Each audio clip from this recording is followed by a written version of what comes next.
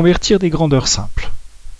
L'exemple que nous allons traiter ici est avec des longueurs, dont l'unité et le mètre. Nous aurions pu aussi traiter un exemple avec le litre, unité de capacité, ou le gramme, unité de masse.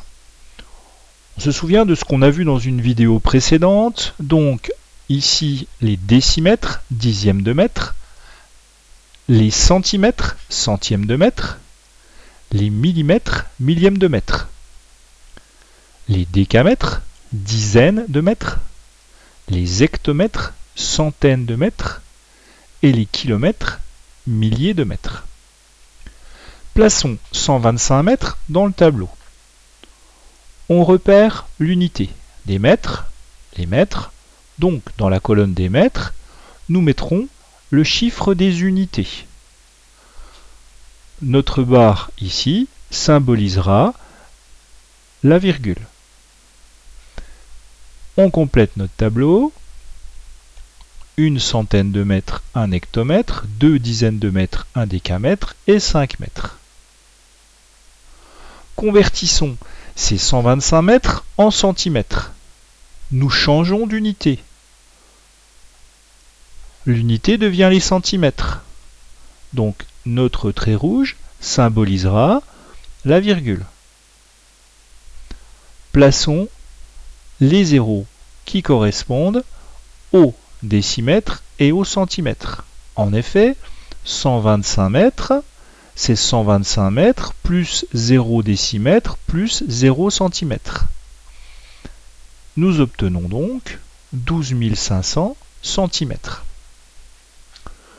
Convertissons maintenant ces 12 500 centimètres en décamètres. Repérons l'unité. L'unité est le décamètre. Donc le chiffre des unités sera dans la colonne des décamètres et sera le 2. Ainsi, nous obtenons 12,5 décamètres. 125 mètres est égal à 12 500 cm est égal à 12,5 décamètres. Nous ne mettons jamais une virgule dans le tableau, ça nous perturberait pour lire les différentes unités.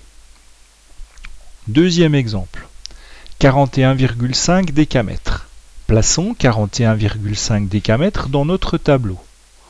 On repère l'unité. Donc le chiffre des unités se placera ici. On place les deux autres chiffres de notre 41,5 à leur place. Convertissons 41,5 décamètres en kilomètres.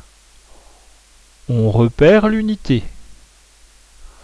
Donc, la colonne des kilomètres contiendra le chiffre des unités. Attention, ici nous n'avons rien, donc on rajoute un 0. Ainsi, 41,5 décamètres sera égal à 0,415 km.